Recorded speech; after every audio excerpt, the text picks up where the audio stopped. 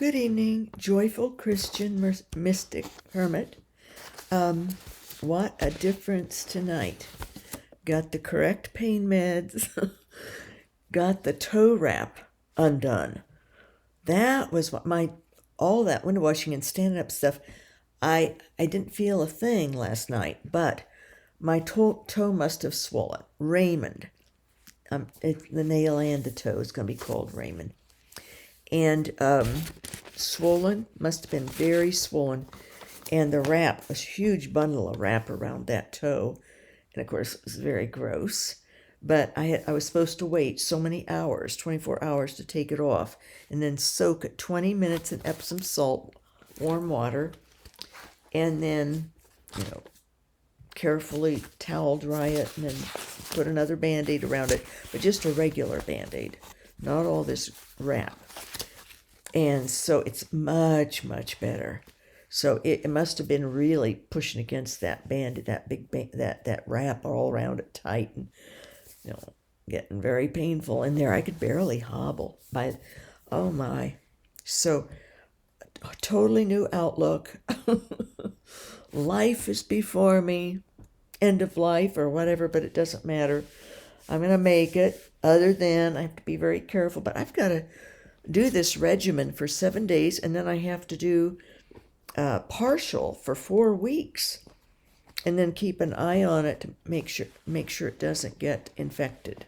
So, but there's hope, isn't there? Always hope, and I'm so grateful that sore little thing is better. Now, it's like I was going to show you something, and I've stuck it away somewhere.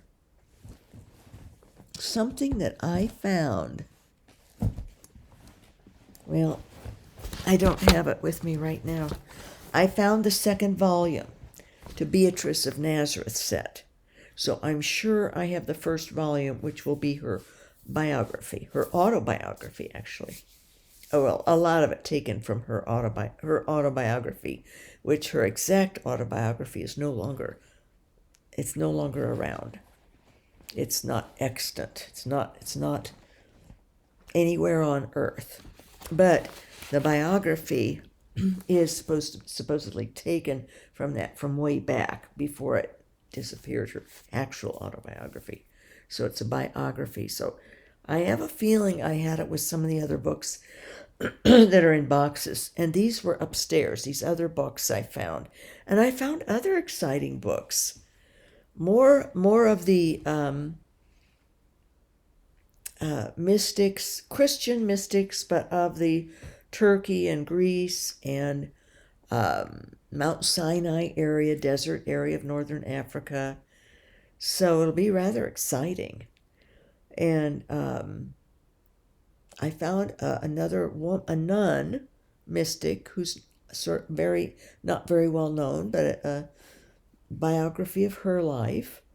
So, and also, see, in these biographies are, especially the 3-part of Beatrice of Nazareth, contain their way of life and their spiritual lives, and how they grew to holiness, to oneness with God, to love, to union in love, divine love. So that's what I'm after, is following through and discovering what's there for us. So I think that'll be great. I also then am going to talk to you or explain this situation that I was in with a mystic, or at least the woman was supposedly a mystic.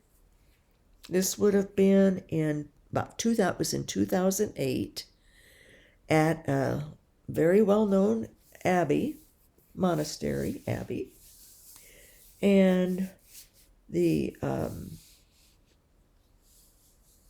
retreat master at that time had earlier in 2005, was it? Yes, it was after my mother passed away. I went there. I'd been there before, And I went after my mother passed away that very fall in December. In fact, I was there on December 8th, the Feast of the Immaculate Conception. And that was at that point in time that I offered myself in a private chapel, and the abbot came in and was praying there. But I was also praying in there, just the two of us. And I had finished up my 30-day devotion of the Virgin Mary prayers. I'd done it for 30 days. It's called the 33-day consecration to Mary, the one that St. Louis de Montfort developed, a devotion that he developed back in 1700s, I believe, or 1600s, late 1600s or early 1700s, I think. So St. Louis de Montfort, he wrote the book True Devotion to Mary, really delves into Mary and why she is important in Christianity and to the world. So, and why love her? Why appreciate her as the Mother of God? Theotokos. By 325, it was before then, actually in the 200s, she was known as Theotokos, God-bearer. It's a Greek term meaning God-bearer. She bore God. And at the Council of Nicaea, they made it official title for Mary, Theotokos. So, all these centuries later, though, St. Louis de Montfort did extensive writings. It's a large, thick book, small print, but he really poured it out of all about Mary and why. Any kind of questions you ever might want to ask, he had answers. And his own love and appreciation for Mary.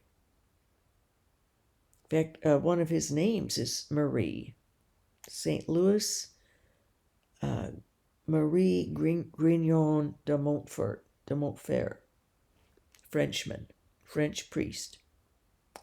And he began an order, I think. I forget what it's called. Maybe Confraternity of Mary or something. And he developed this 33-day prayer to prepare yourself to be consecrated to her. And I did it. And I've done it more than once. But I finished on that day, December 8th, in 2005, or 2004 it was. My mother died in 2004. And was in there praying in this chapel, a small chapel, not the huge abbey church. And in the back came in the abbot and was kneeling and praying. And leaned over, head and hands, praying. And I had been praying, and when he came in, the Holy Spirit told me that I was to offer myself additionally as a victim soul for that abbey, for vocations and for all the monks there, all the brothers, all the priests, all the monks, and for all the people who would come. It's Cistercian. It was a Cistercian abbey. And people would come for silent retreat. And I was there for the 5-day silent retreat. But you could, go to confession. You could have time to talk to the retreat master and go to confession with the priest, the retreat priest. So if you had any needs, you could speak to someone. But I was told that. Go back and tell him that you're offering yourself as a victim soul for the abbey. Well, I felt very awkward, to say the least. But it was insistent, and I thought, well, I'm not going to disobey that. So I made my own offering as a victim soul for the abbey, and then went back. And by then he had ceased his prayer, and was head up and saw me come, and was fine. Motioned to me to sit down, which of course I didn't because of my back. I always either would kneel or stand. So I knelt down because he was there. I think his head, he was still sitting. I think he was sitting. He hadn't stood up yet, but he wasn't in prayer. I didn't interrupt his prayer. And I told him that I have a lot of suffering and that I'm a victim soul, but that when he walked in, the Holy Spirit told me I was to offer myself as a victim soul for this abbey. And he asked my name, I think, and said, "Well, we really need something like this. We need more vocations, and we need a lot of prayers for various reasons." Oh, and I had found out from Brother Rene. Brother Rene was still alive then.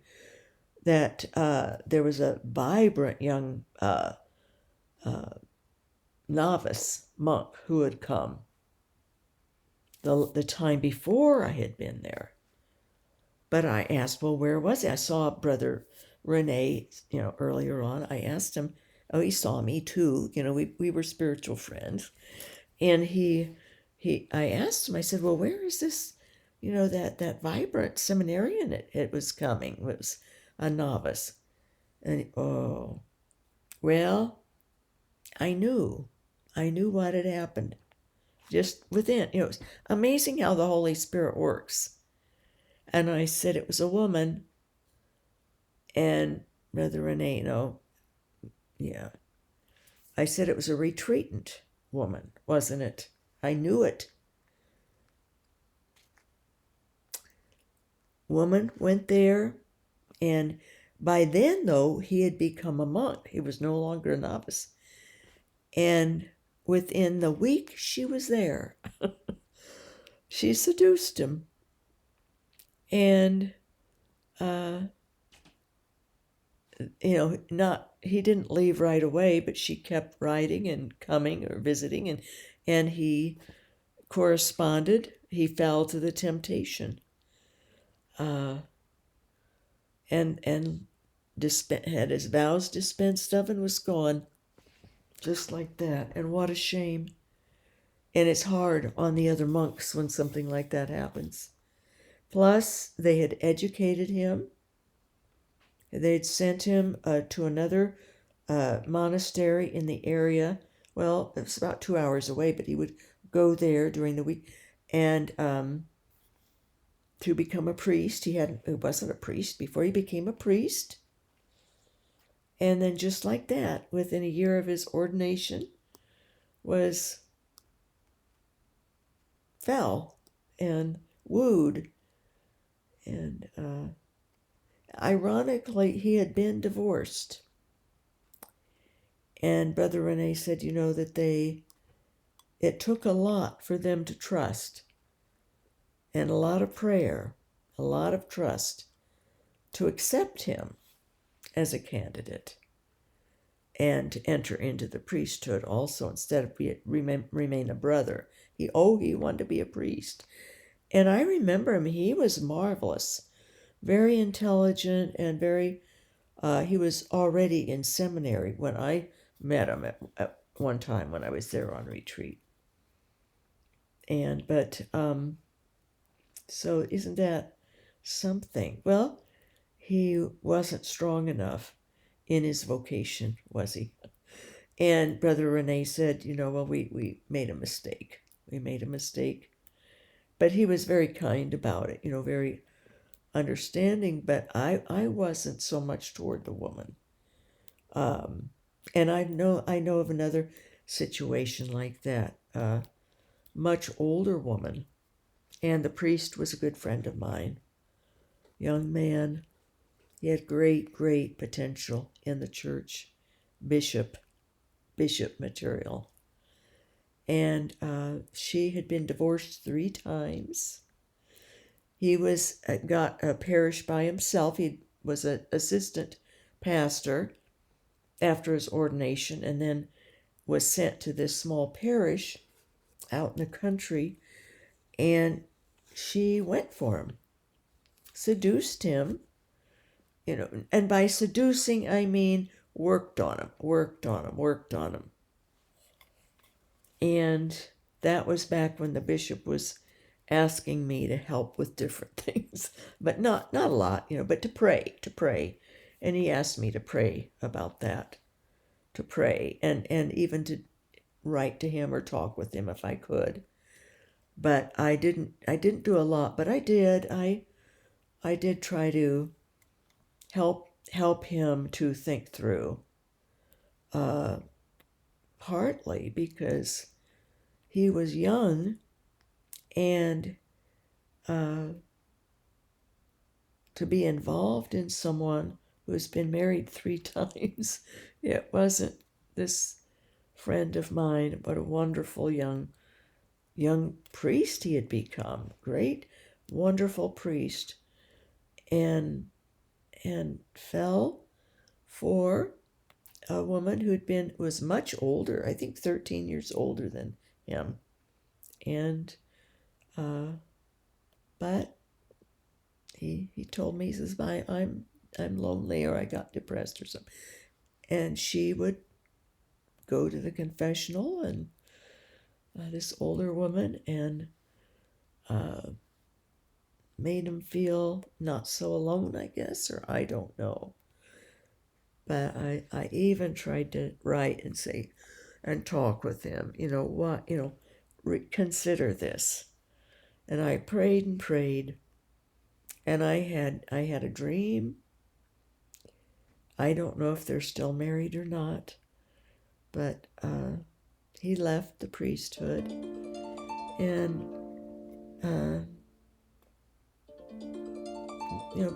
I can't imagine. He had never been married himself, obviously, and very young, and here's this woman who'd been married 3 times, and got him. And it's sort of a known thing with priests, young ones especially. It's some women will have like an attachment of wanting to get a priest, to seduce a priest. And it sure happened quickly at this abbey with this fairly new priest and monk. He was a monk then, priest monk, and a retreatant woman did that. So, and it's suspect. I mean, we could think, well, spontaneous, they fell in love that week, or soulmates in an instant, and romanticize it. But I've known of too many cases like this of women who have this urge to capture a priest. It's a real get. Sort of exciting. So, but of course, the priest was weak himself. But this other situation, so that was there. I was their victim soul, and within about a week, and I don't know how he got my address, but Brother Rene wrote me a note, saying that the abbot had called a meeting of the monks and told them about this woman who had the Lord had asked her to be a victim soul for the monastery, and how much it meant to the abbot.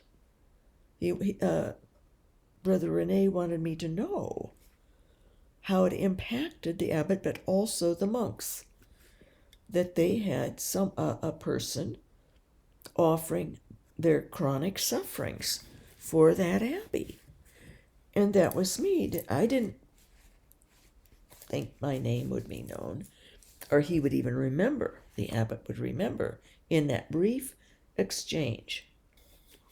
But he did, and he called this, I forget what they call it, some meeting of the monks, and just a brief meeting, and told them because it meant something, and it did to me all the more then. And it's been a lot of suffering in those years as their victim soul. I've had a lot of suffering, and in fact, maybe I should write before I die and say what a privilege it's been. But on to the rest of the story. So I met the abbot then, and just in passing, just in that chapel, just the two of us, and that was it. Very quiet, very private.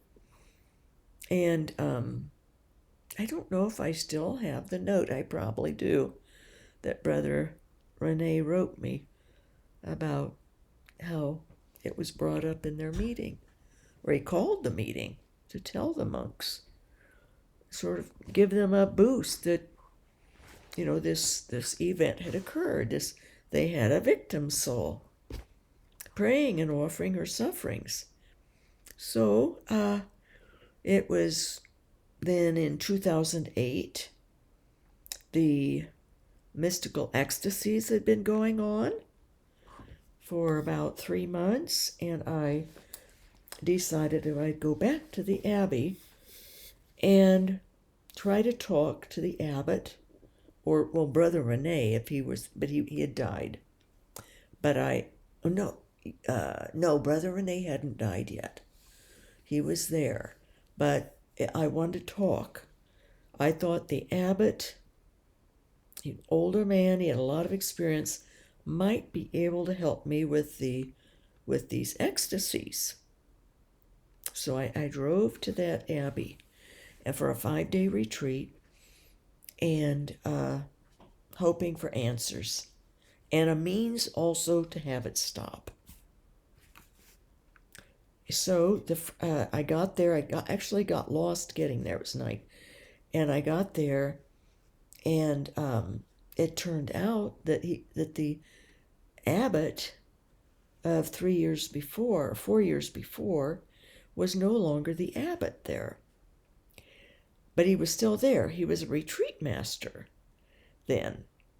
So, but he met me because you're supposed to sign in. And I'd gotten there later than what we were supposed to, but I explained. I'd called, had my little flip-top cell phone, and that I had been gotten lost in the road, all the winding roads, but would be there. And so I was like an hour or two late from their time that you're supposed to be there. They have a window of time, but he was very nice about that. But I had called in advance and told him about this ecstasy and a little bit about it, and would it be okay if I came, because I would be at Mass, and I said it would likely happen. I didn't know for sure. That was a monastery was the only place I hadn't tried yet. I tried all other kinds of parishes, and also not in the same diocese even. So really trying to see if it was something connected with anything temporal. But so with all that, no. And also had, talked it over with Dr. H, who's very adept with the paranormal and with hypnosis, and no, none of that. He said it's beyond anything he had ever known of, and definitely not anything of self-hypnosis or anything of the kind. And it was good to talk to him because he knew me so well, and trusted me, and knew, and had worked with me, had done hypnotherapy with my pain, and knew all that. So it was very, very thorough about it, very sure. But this father, who I thought was the abbot still, he said, "Oh, go ahead and come." And And so when I got there, I also asked him, I said, well, people have been bothered by it as far as they think I'm either sleeping rudely or they think I'm dead or have had a stroke or something. So I said, I don't want to have anything disrupted. And I'm telling you this because whoever celebrates the Mass, I don't want it to be a worry or anyone calling the EMS or anything like that. Because and I said, I have this little sign that I wear, but I said, people ignore it. They've ignored it in the past. Not everyone, obviously, but there were the times, and that I would get I would be injured also, or injured from people angry, thinking I was being rude and sleeping.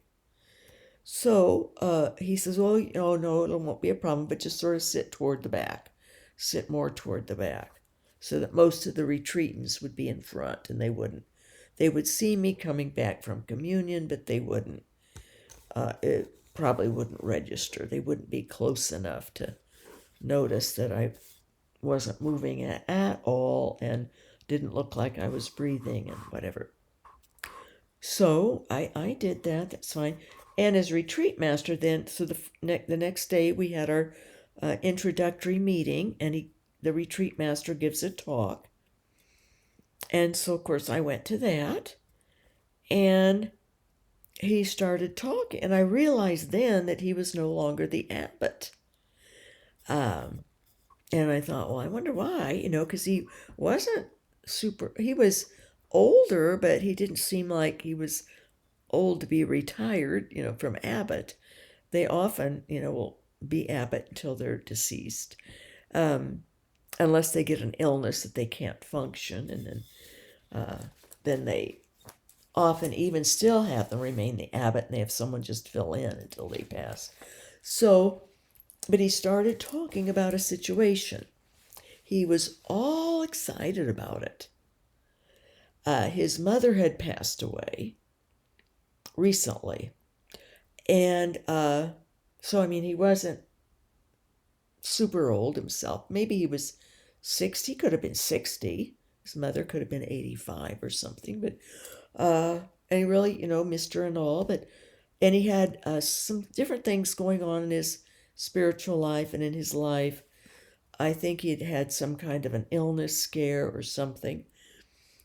And, but he started talking about a woman that he knew who had come there for retreat, and that she was a mystic, and that she had various mystical gifts and could communicate, and that she went back to where she lived, which wasn't super far away, maybe an hour or something, or an hour and a half from this abbey, and a large diocese, maybe even an archdiocese it was.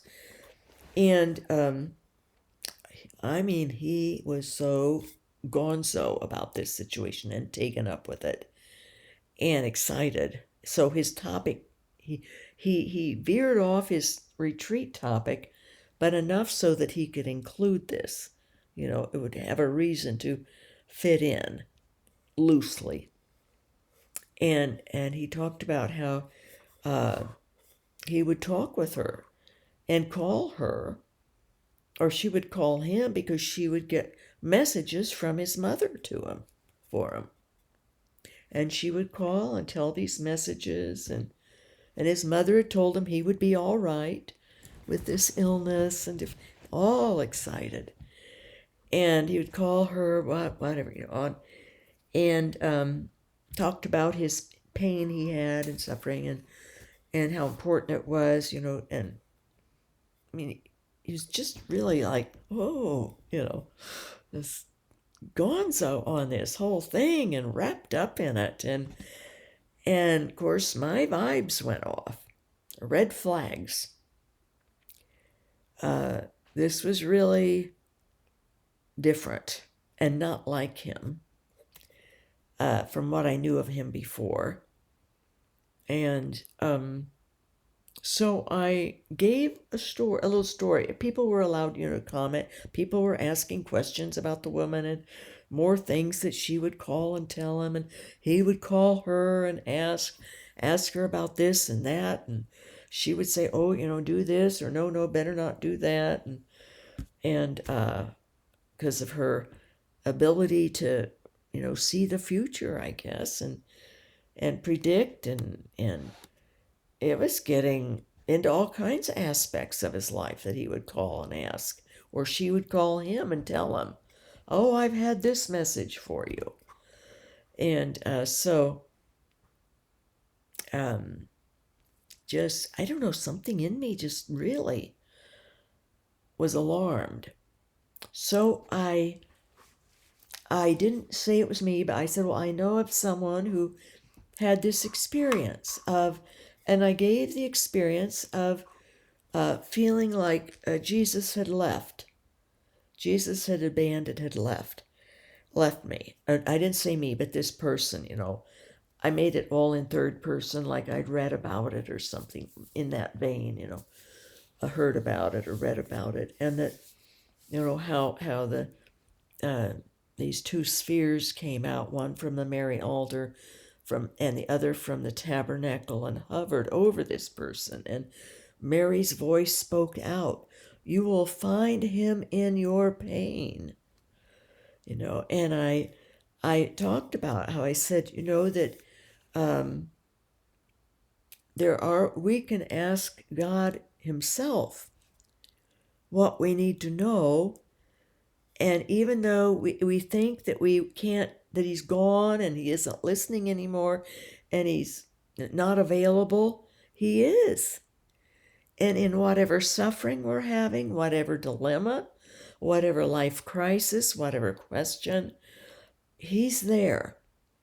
And we will find him within that situation, within the suffering, within the pain. For me, I didn't say, I said, I think for this person, it was bodily pain, physical pain.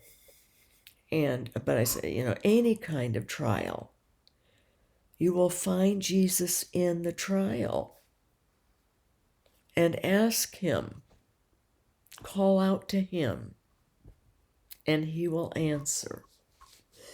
And because, people in the group were getting excited about someone, like that, who could answer for them or tell them what's going to happen or warn them or tell them what they should do on a daily basis. It was, people get excited about unusual mystical experiences.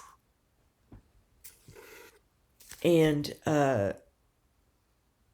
I'd read enough of mystics, even Padre Pio. I have all his letters, volumes of his letters. I have about any book you can find on him, I've read.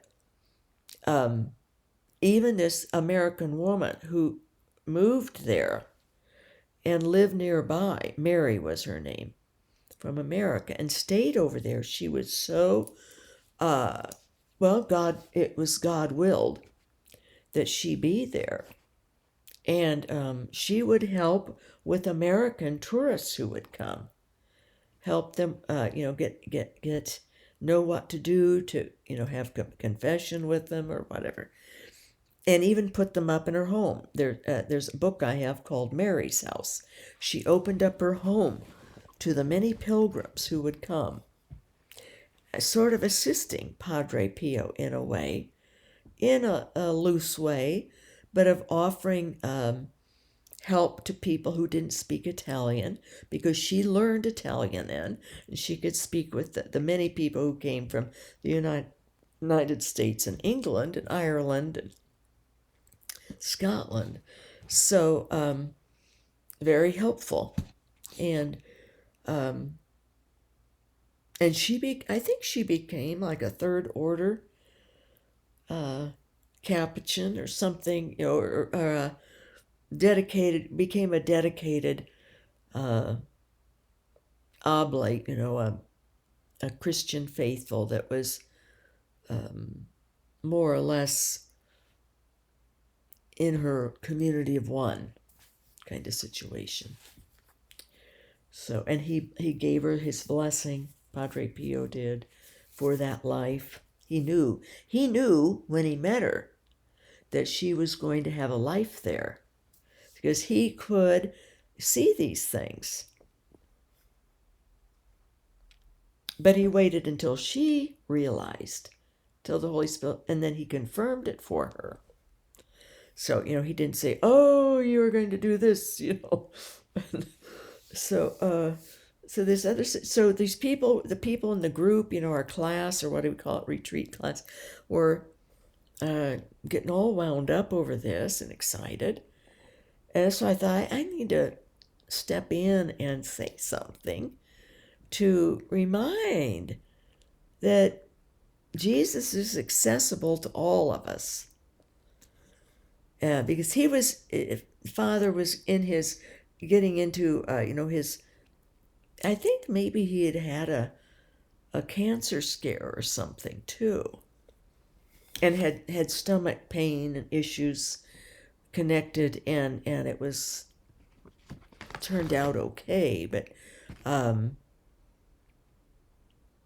that was part, and so I wanted to know, he could find Jesus in his pain, and this just the way he was acting and his dependence, I picked up on it immediately, big time. He was dependent on this woman, and she was making him dependent on her too. And it was just too far over the line of what anything I'd ever known about proper mystic protocol. To have that kind of a situation going on. And he had been the abbot, it was, and in high repute. And I mean, it's not a minor monastery either, major. So, but he didn't like it. He knew that I was trying to say, wait, hold off here, calm, get a grip. And he said something back to the class, very directed at me and very, very unkind. It was really knife time. He took out the knife. And I hadn't done that. I had done, I guess, a teaching parable kind of a story. A reminder of how, Jesus and Mary, they help us. Jesus will help us. Mary will always point to her son. You will find him in your pain.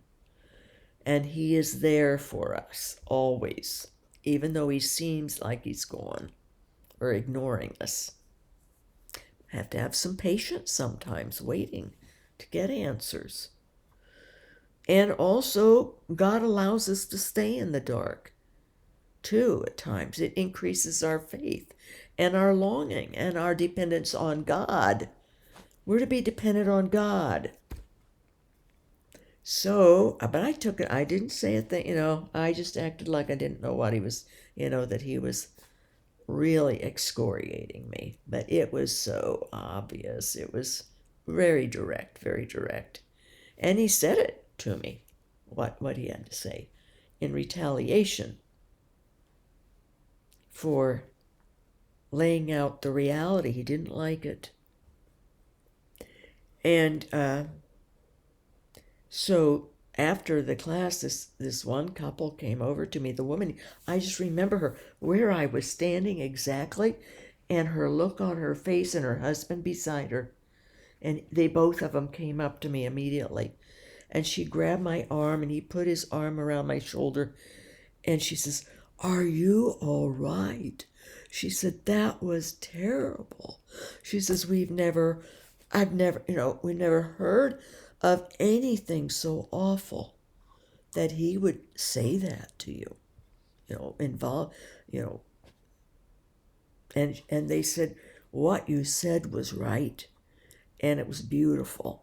and it was right.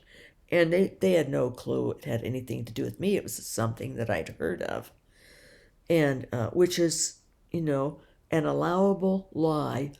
You don't just cast the pearls of God, a beautiful experience, out to people who are going to trample on it. But I used it as a reminder, and something that would break through, because it had mystical with it, and it would speak on its own of who we are to call upon and have dependence upon. And it's not that a mystic might not help now and then with something, God give an assignment, but that was excessive what he was talking. Daily, calling her, wanting what she knew, or what the message was from his mother that day, and and she would also call him with things, and basically sort of commandeered his life. So this couple, though, I never will forget them. Their concern, I said, "Oh, I'll be fine. I'm fine." And at the time, I said, "I've been through far worse." Oh, said I've been through far worse. You know.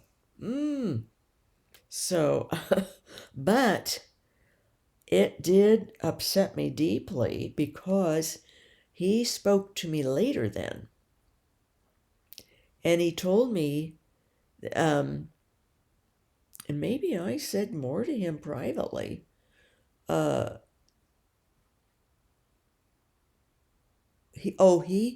he wanted this woman to check me out, he said.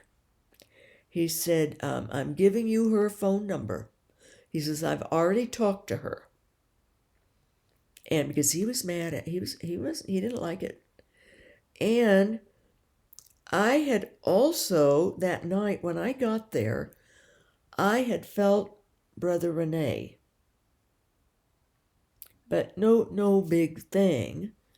But I had sensed Brother Rene that night before, when I arrived there at the Abbey.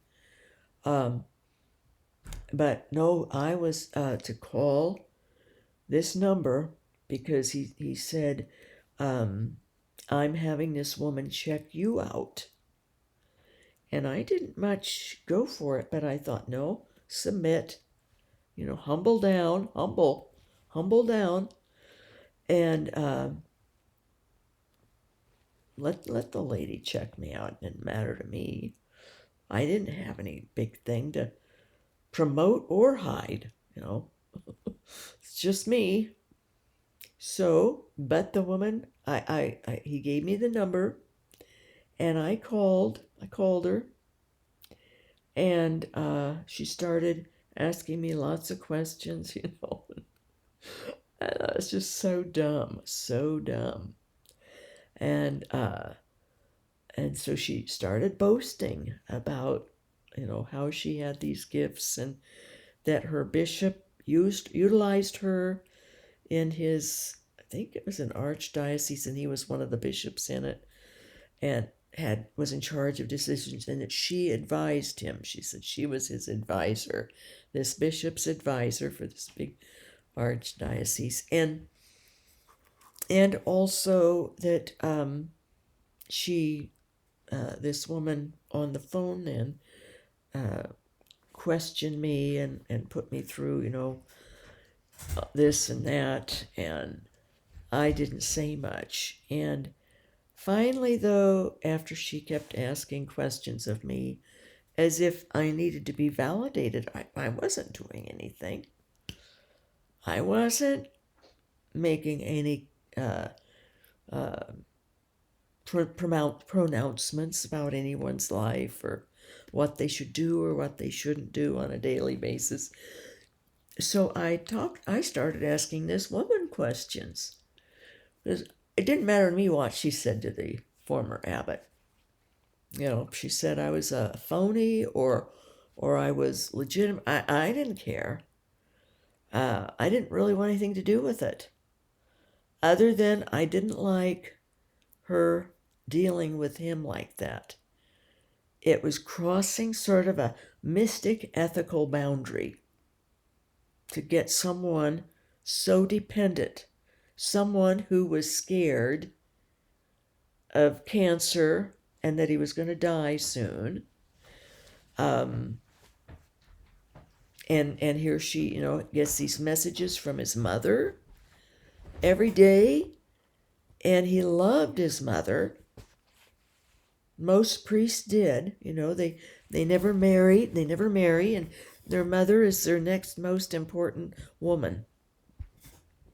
And they usually have a great, honor their mothers, very close ties in a healthy way, but it's their woman figure, the woman that they loved, that was a, a, a holy love, maternal love, like the Virgin Mary, that kind of love for their own mother.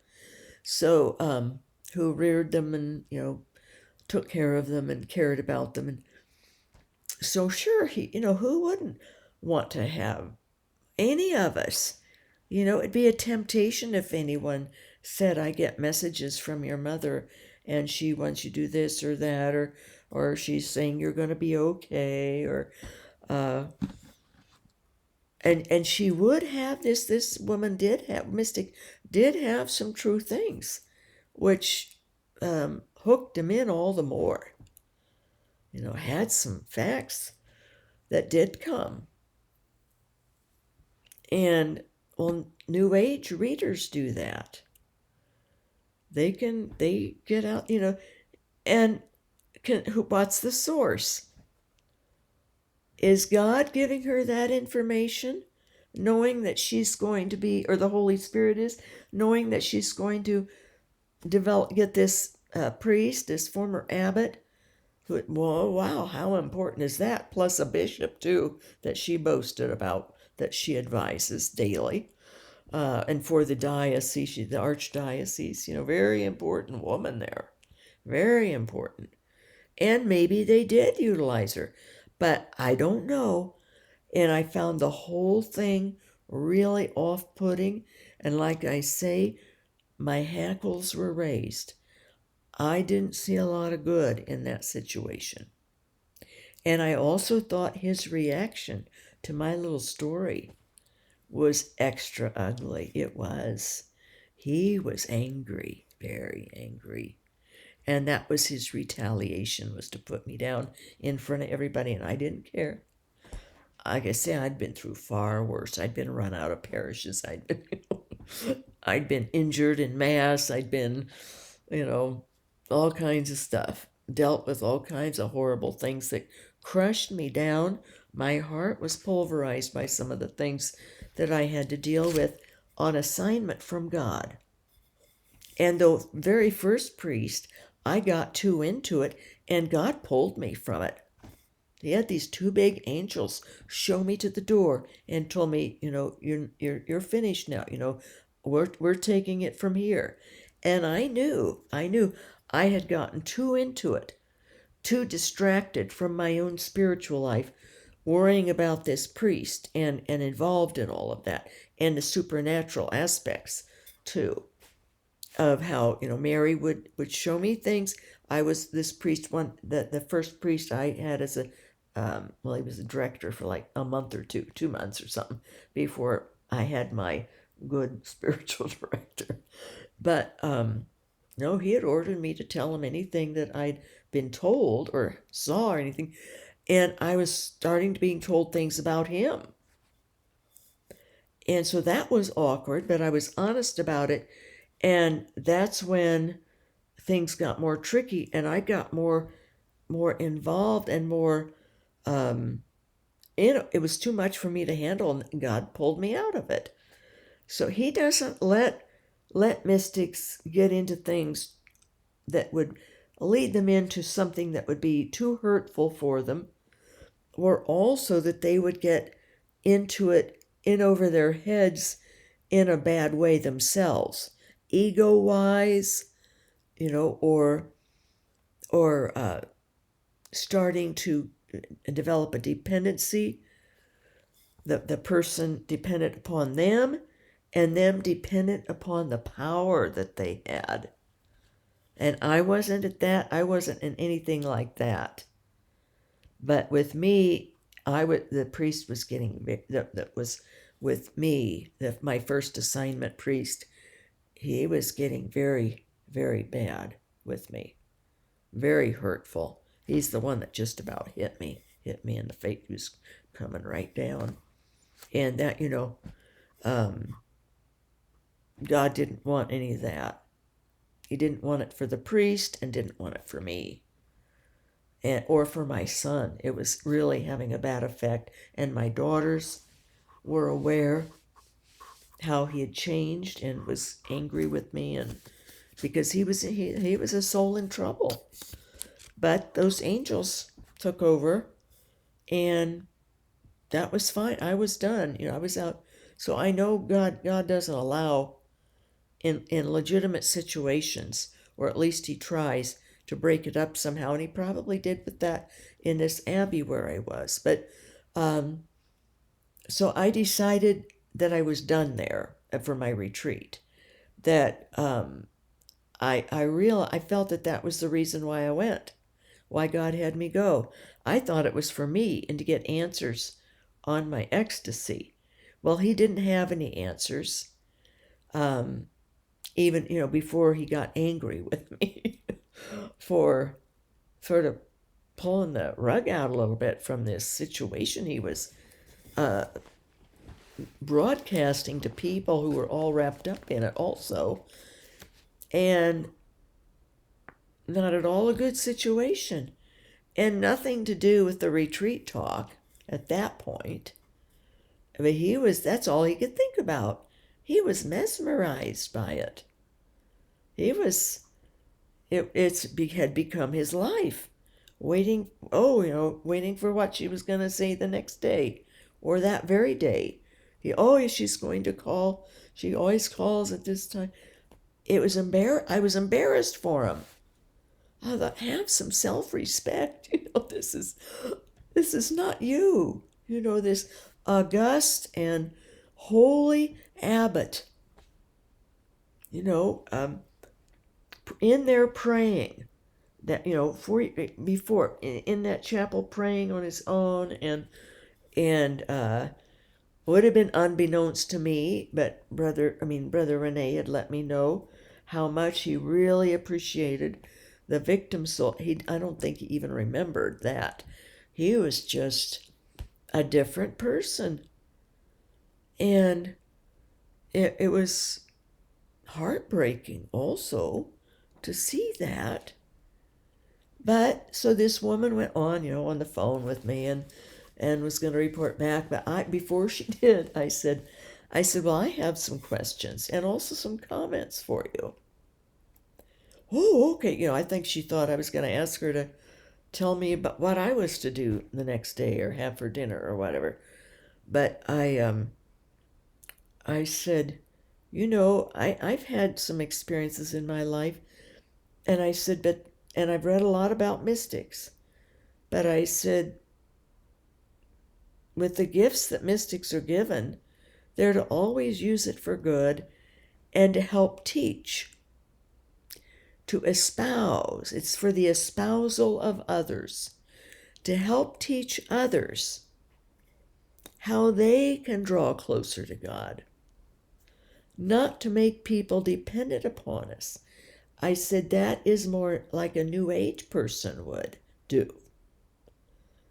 And I said it gets to be too tempting for the ego.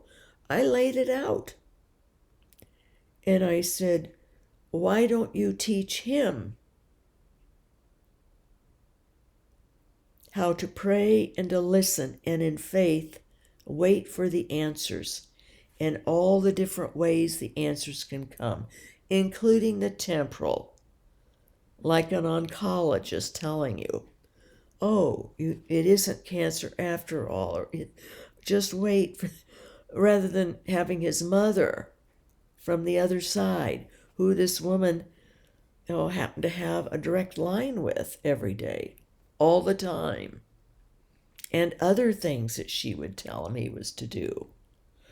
Well, she didn't warn him that I was coming and gonna do that in the class, expose that in a nice way. I did a holy way with a story of how, Mary will always point us to her son, and that we will always find Jesus in whatever situation we have a need. He's there, he's with us, and he'll answer in one way or another. Even though it may not be what we want, or even if it may be in a way that we don't get it at first.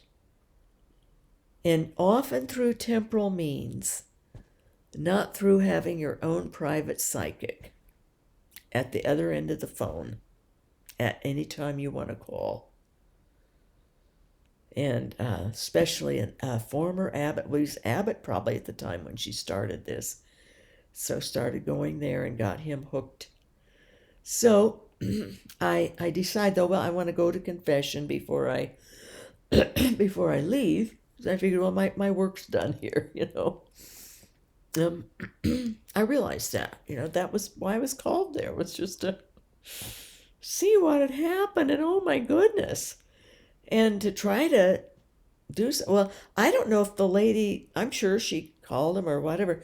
I did see him a little later. Ran into him, this former abbot, and he said, well, are you all right? Are you all right? And he did seem concerned. Maybe somebody had said something to her. He might have seen the couple, so concerned about how rude he'd been. I didn't care if he's rude. Like I say, I've been through so far worse. So, but I went to confession then that afternoon, because I was going to pack up and head out and get back, to where I was going to move on with my life. And I forget what else happened. I think I had a friend who was sick, or her fiance was sick or something. So I thought, well, I'll go back and help her with him. Didn't need to be there any longer. I went to confession with this priest who was the confessor for the retreatants. And when I told him, I said, I'm going to be leaving this afternoon. I said it was really an interesting situation. And I forget how I put it, but I said that I was concerned, very concerned, for a priest that I really admire, who was there. And I said, something's going on that's not really right, not good for the priest, and not for this other person. Didn't say anything about who it was or what the situation was with a woman who's being a private psychic and stuff. None of that.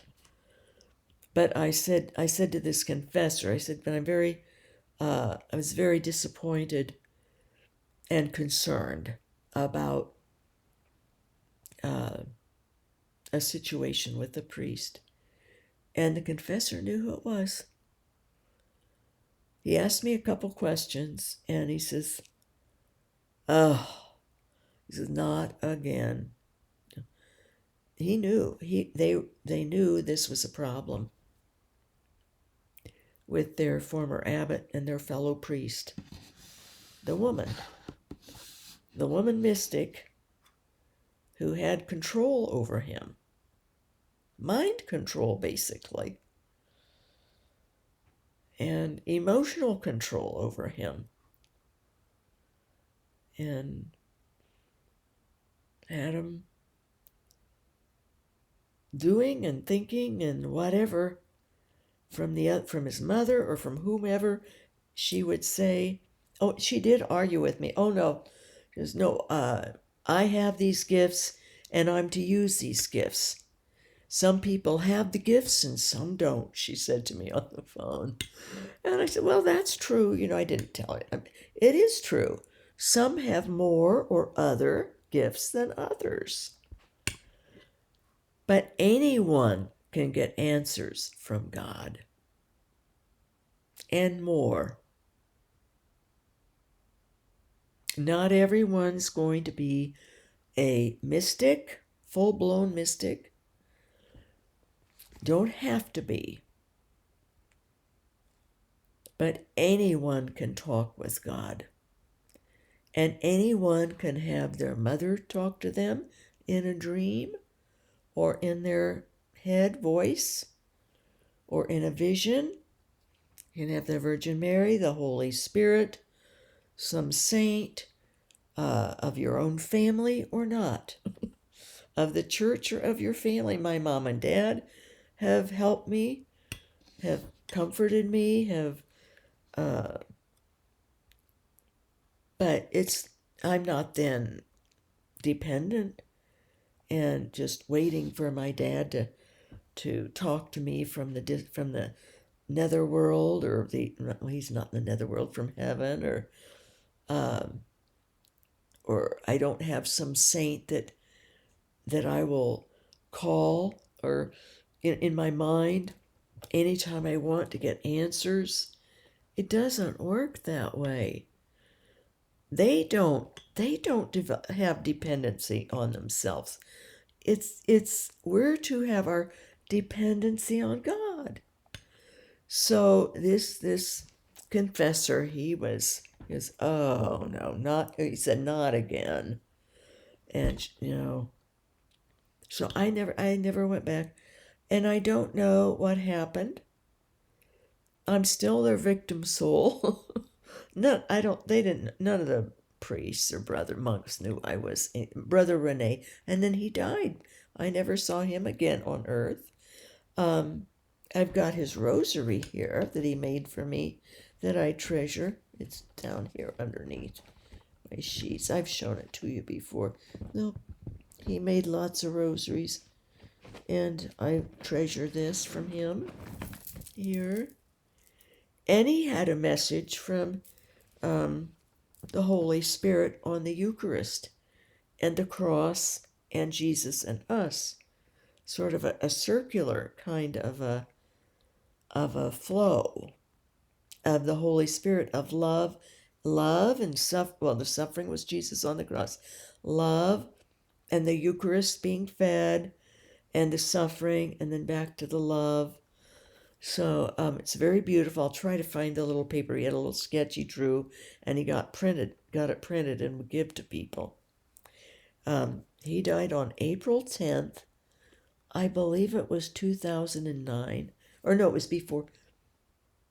He wasn't there. So it was, I think, 2007 that he passed, or 2006 even, maybe. I hadn't gone for maybe 3 or 4 years. 3 years. I went one time after my mother passed. That was the time that I finished my consecration to Mary, at the same time when I was told to tell the then abbot, who was this wonderful priest. And he was, and it was hard. I was really upset by how he was taken over. And I don't know if everything she said was right, but if it wasn't, he would have found a reason why it wasn't for, because he was that taken, that gonzo. Mind control, emotion control. So, turns out he did end up having cancer later, much later. He died, and it was March 4th of either 2023 or 2022. and he was not abbot again. In fact, he had ceased being abbot shortly before I went the last time. So I don't know if his being so taken up and just addicted to this, getting his daily reading, his horoscope by this woman. And as far as the archdiocese utilizing her, maybe they did, and maybe she was helpful in some ways. Probably, that the devil's very sneaky. There's always some truths. Obviously, with this father, this priest, some things that she knew about his mother were right. Things that there'd be no way anyone would know. And well, yes, the devil can give all kinds of knowledge. Or she could have the knowledge and then use it in a wrong way to sucker him in for her own. And I could tell when I was talking to her and I was trying to tell her, we are to help other people become dependent on God and to find their answers from God, not have them become dependent on us and look to us like we are soothsayers. Oh, no, but I have the gifts and he doesn't. And so I'm just to share and to use my gifts to help him. She wasn't going to hear it. So I'm sure I didn't get a good review. Like I say, who cares? I did not, talking to her did not help my vibes any at all. Pride, pride, pride. So, it makes me extra, it's better to not utilize your gifts, and everyone has gifts, every one of you. God gives everyone gifts at some point in time or another, of all types of gifts. And supernatural gifts are just another type of gift. And yes, they're different. And they have been built up a lot. And sure, they're, wow, a miracle. It seems like a miracle. But there's miracles in the everyday that we miss because we don't consider them miracles. They're not fantastical enough for us. And that's a mistake. We miss out.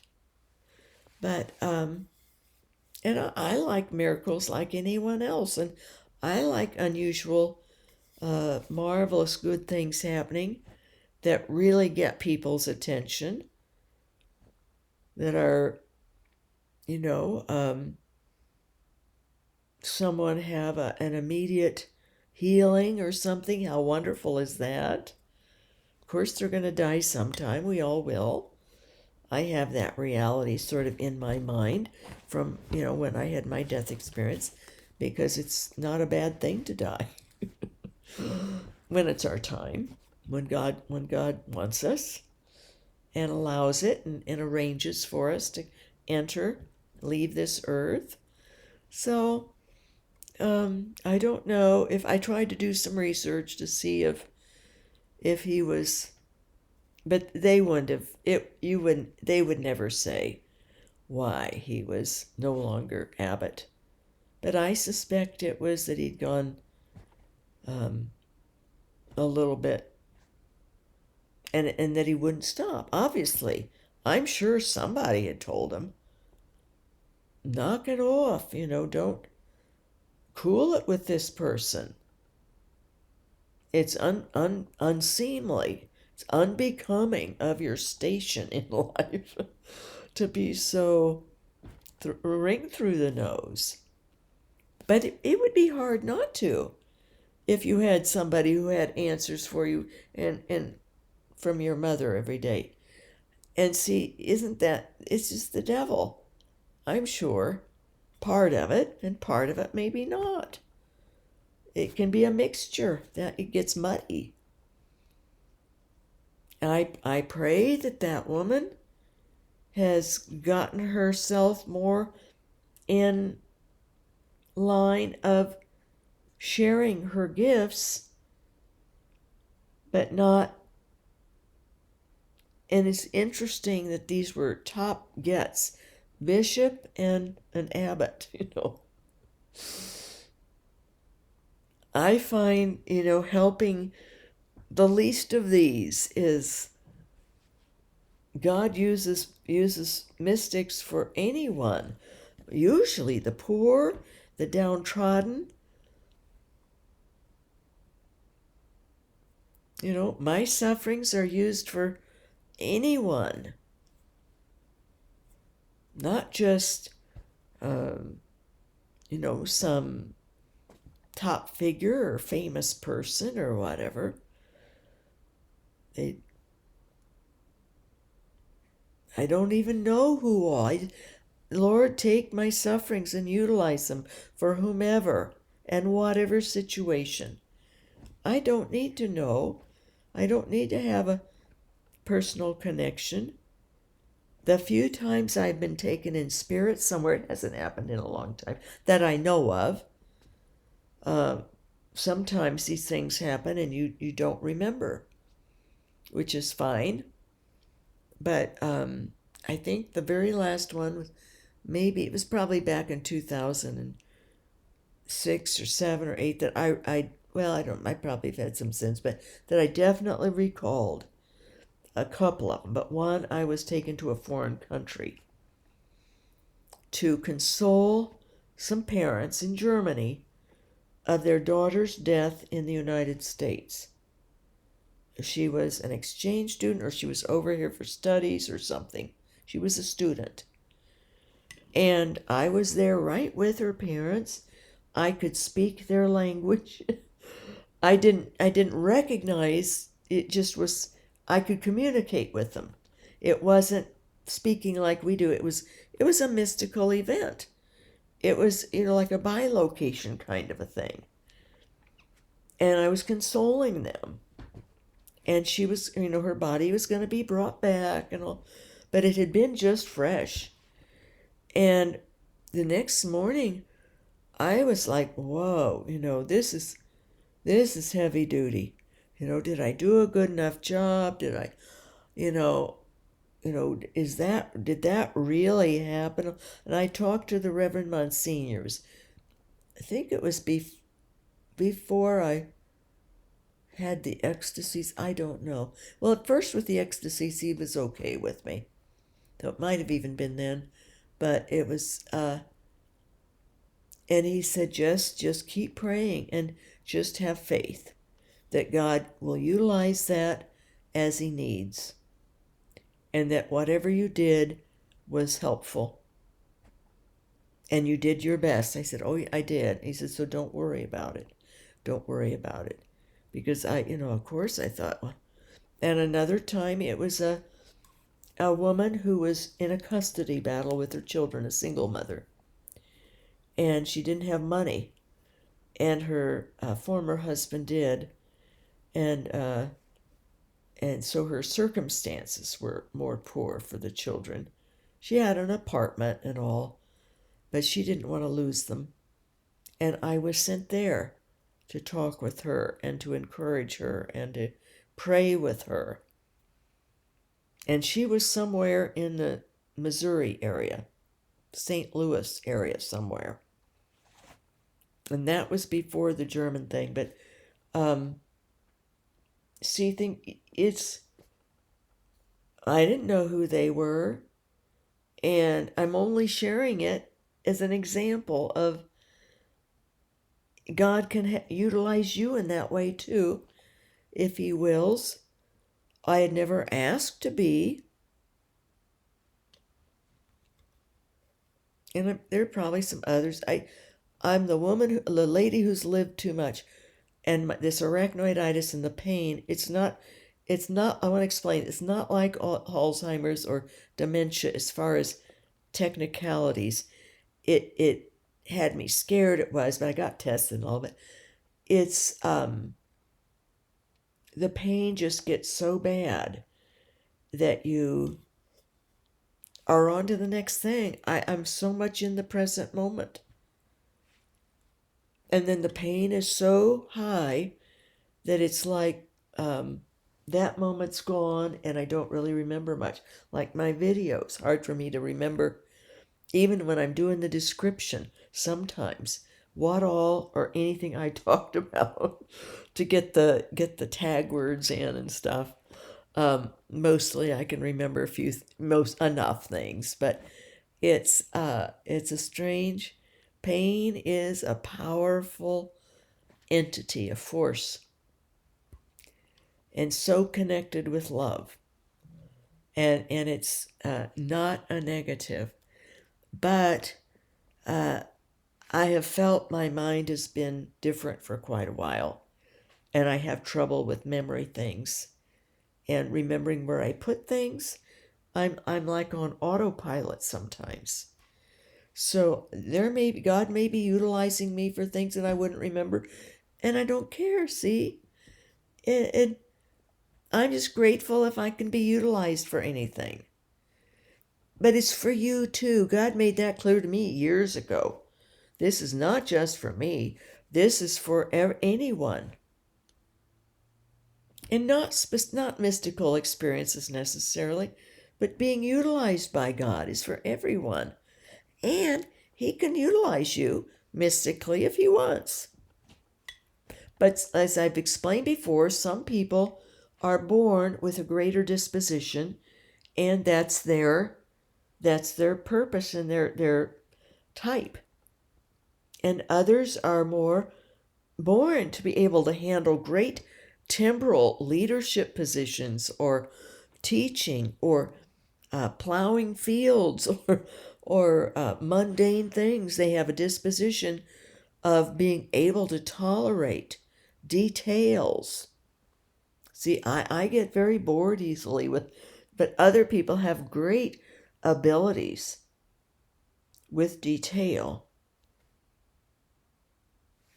And I've often thought, people in factories who are on a very routine kind of a situation where, I tell you, I think that would be a lovely job to have, because you could be praying, if you just have to do motion things that don't take the intellect. Think of the praying. And look in history of all the different people, all the different saints that are written about that were poor people, farmers, or just simple, kind, loving people who lived and did great things. But it's anyway, I just wanted to explain some of this to you, but it was quite something for the former abbot too. It's sad, but it worked. I'm sure it's worked out fine. A different abbot has been there for a long time, and the august abbot, praise God for him. He's in heaven. And this was the other thing I wanted to mention, that why I've asked forgiveness of that abbot. He's on the other side now. That I'm sorry for anything I did or said that maybe bothered him when I tried to wave a flag for him. Stop! Don't do this. Don't get so sucked into this. As alluring as it can be, but I realized later, God works it all out. He works it all out, and how do we know? Any of it really, other than go to Jesus, go to God, and he's there for us. We will find him in our pain, in our trials, in our situations. And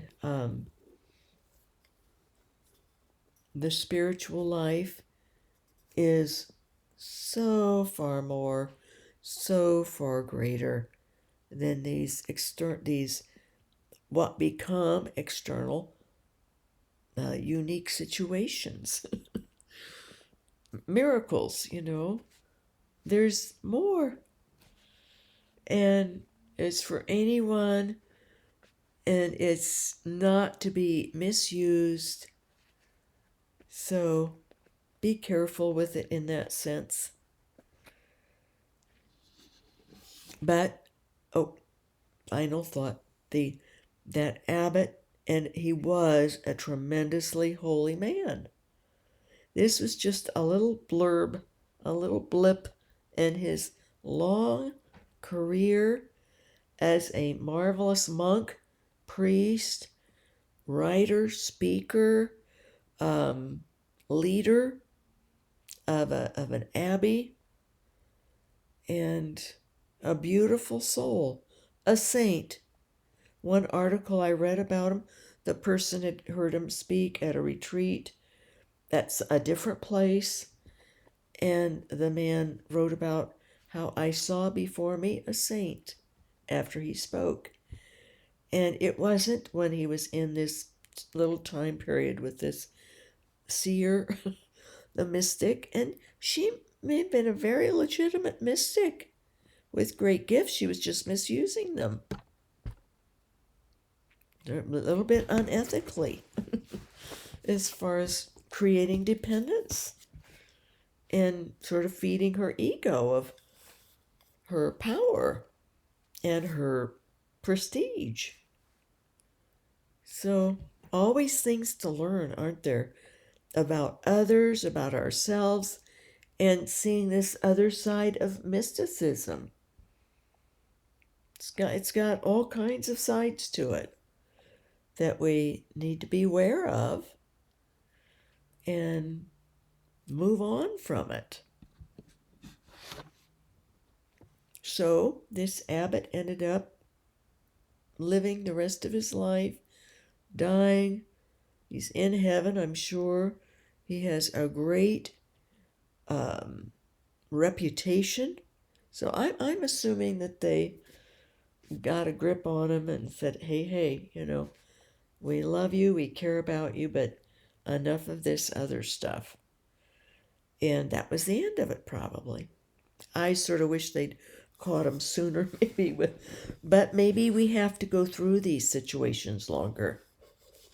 And who knows, maybe my saying something to this confessor who had a high position in the abbey, maybe that was enough maybe he went to the new abbot and said, we really have got to bring him in and take his cell phone for a while, break his dependency on this woman, or tell him he's not to talk about it with the retreatants, because this couple knew that it was highly unusual situation, to say the least. So, okay, I just wanted to share that mystics can mess up too, big time. I don't doubt that she was a mystic, and that I've mentioned before how I've met people who used to be Catholic,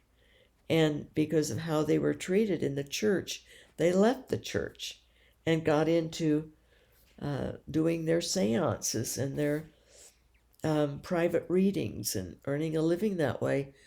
And I don't know if he still is, but there is a guy online, actually from Ireland.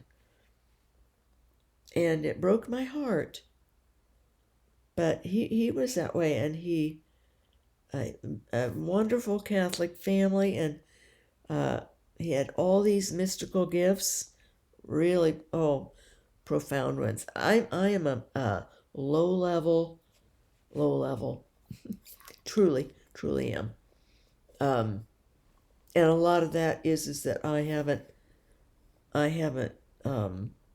I've distracted with too many other things, renovating or whatever, distracted.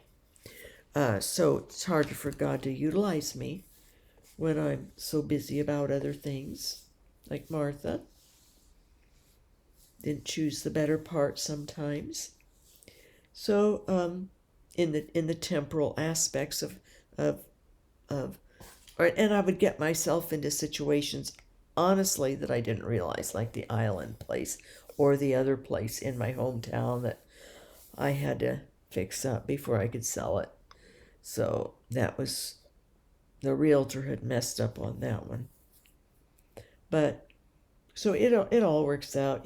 God's will is being done, to the best that I know of, trying to keep my hands off of what he, not trying to grab the reins from God and try to lead, ride the horse all by myself.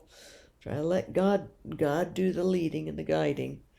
It's not always easy, is it? We forget. But it's I think that we should pray for mystics.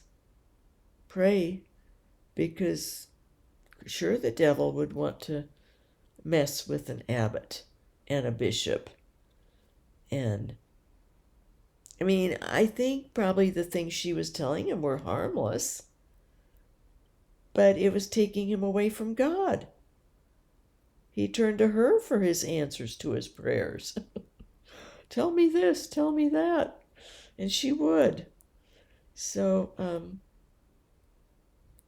but we never know. But I also want to say, though, that we do need to try to do what we can do when we come into situations that aren't good, including with priests, especially maybe with priests or ministers or anyone in a leadership position like that of other people. Because the devil would love to be able to disrupt the leader, spiritual leader of many people, and taint them and get them all drawn off of God and onto a person. And it's a dangerous thing for the soul of the person too, because they can get stuck for good that way for the rest of their life, dependent on a psychic. And in this case, I would call this person a psychic reader, not a Christian mystic, because of the way she was using it. And a lot of it also, I mean, no one would be able to tell me otherwise, that she wasn't getting some kind of a thrill from that prestige. Maybe underneath many layers. But because she was sure free about what to tell me all about what she was doing, with this bishop and the former abbot. When in fact, she was being at least the abbot's undoing his own spiritual life. And in his position, I suspect, my gut level is that he was no longer abbot because he got too much into all that. Plus that he had some health problems. But those obviously didn't pan out as far as being critical right then. Because it would be, from, even if it was 2022, 10, 14 years later. So, but I think it did say he'd had a long battle with cancer, so maybe, but maybe that was the reason that he resigned. Maybe he resigned. But see, he was in a weakened condition too, emotionally weakened, and to have somebody say she could tell him things from the other side of from his mother, and but I don't know. This is the other part of this. Maybe it was God's will and a wonderful gift to console him, but I just have never heard of anything like that God would More, I would think that God would have the Virgin Mary appear to him in a vision to console him, or his own mother appear to him in a dream and console him and say, you're going to be all right. Why go through this other woman? And every day, it was phone calls every day, back and forth, back and forth. He had the number. He wrote it on a piece of paper and gave it to me. You're to call her. She's going to check you out for me.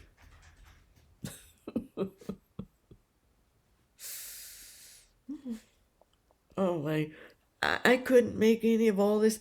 There's just so much more. I won't live long enough to share it. And I don't need to.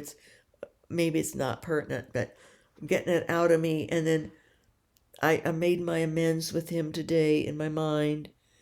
And I do understand. We don't know how we're going to react when we aren't well, or when our parents die, or our mothers die, and somebody approaches us with that stuff, and it'd be a tremendous temptation. But then it's up to us not to get hooked. We can listen or whatever, but it would be hard not to get hooked and not to want more and more. Oh, what does my mom say about this? Or should I go here? Should I do that? I'm thinking about doing this tomorrow. Should I? Is this okay? It gets really messes with the mind. And it's not the natural of anything I've read of loads of mystics I've read about and their different gifts and how they use them. Even Padre Pio, he didn't have people dependent upon him like that. And come for daily readings or call him for, he didn't have a phone, but they had phone at the monastery, but you know what I'm saying, didn't have cell phones. So, all right, enough on this. God bless his real presence in us. Oh dear, yes, this is very, very long. Much love to you all. Pray for priests, pray for abbots, and pray for mystics, and pray for one another, that we find Jesus ourselves in our situations, in our questions, in our sufferings. Turn to God always. Turn to God. And he will utilize other people, but in healthy ways, in ways that aren't going to get us addicted, in essence, to any one person for our answers. Be addicted to God for the answers, because he's the one that has them.